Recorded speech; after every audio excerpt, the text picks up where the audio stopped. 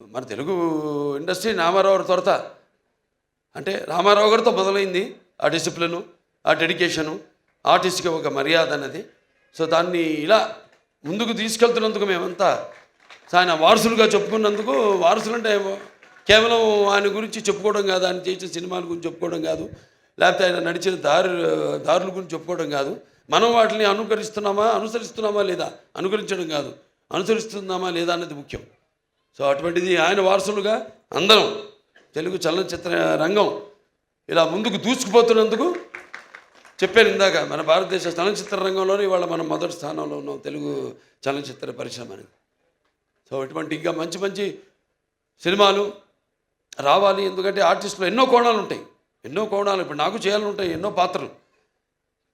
నాన్నగారు ఎప్పుడూ ఒక 20 సంవత్సరాల ముందు ఆలోచించేవారు ఆయన, ఆలోచించి సినిమాలు చేసేవారు ఆయన.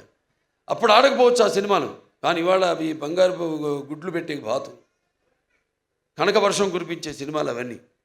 సో అలా ఎప్పుడు మనం ముందు నేను ఇంకా కొట్టుకెళ్ళగలుగుతున్నానంటే అంటే ఒకటి ఉంది హిందీలో, ఈవిడేదో తెలుగులో చెప్పిన డైలాగు, ఇది కभी गिरना भी अच्छा है अपना औकात का पता चलता है जब कोई आगे बढ़ते उठाने को अपनों का पता चलता है जो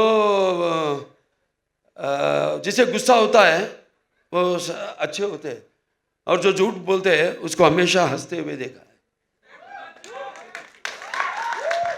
అలా సమాజం అటువంటిది. సరే, మన సినిమాలు మనం కొట్టుకెళ్ళడం, ఇంకా మంచి మంచి సినిమాలు ఇవ్వడం, ఇటువంటి మీలాంటి ప్రేక్షక దేవుళ్ళు ఉండగా బ్రహ్మాండంగా ఇటువంటి ఒక్కొక్క సినిమా విజయానికి వెన్ను తట్టుతూ మళ్ళీ ఇంకా ముందు ఇటువంటి మంచి సినిమాలు ఇవ్వండి అని ప్రోత్సహిస్తున్న మన తెలుగు ప్రేక్షకులు ఒక ప్రత్యేకత.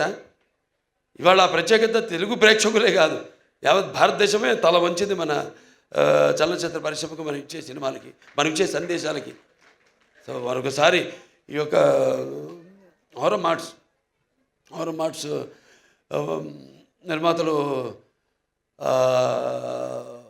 మన బాబీ టిక్కా గారికి, అలాగే శ్రీనివాస్ గారికి, అలాగే శశి కిరణ్ టిక్కా గారికి, అందరికీ, మొత్తం యూనిట్ సభ్యులందరూ కూడా నా అభినందనలు తెలియజేసుకుంటున్నాను. సినిమా రేపు చూస్తారు మీరు తప్పకుండా. నేను చెప్పాను, అంత పంపిణీదారులుగా, నిర్మాతలుగా, ఒక దర్శకుడిగా ఆయన కానీ ఇవన్నీ కలబోసి రంగరించి ఈ సినిమాని మీకు ఇస్తున్నారు. తప్పకుండా డెఫినెట్గా బాగుంటుంది ఈ సినిమా. జూన్ 7న విడుదలవుతుంది ఈ సినిమా. చూడండి, అందరూ చూడండి తప్పకుండా.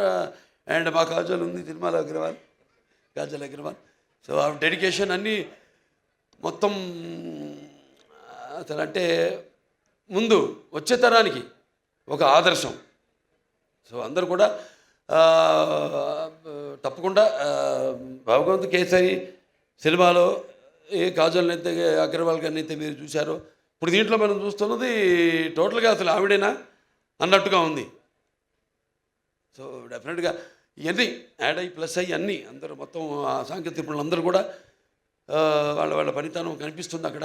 ఒక సంగీత దర్శకుడు అయితేనేమి, ఒక సాహితీ రచయిత అయితేనేమి, లేకపోతే పాడిన వారు అయితేనేమి, వాళ్ళ గొంతును అలాగే అందరూ కెమెరామెన్ అయితేనేమి, ప్రతి ఒక్కరు వాళ్ళ పనితనం కనిపిస్తుంది. ఈ సినిమా తప్పకుండా విజయవంతం కావాలి, అవుతుంది.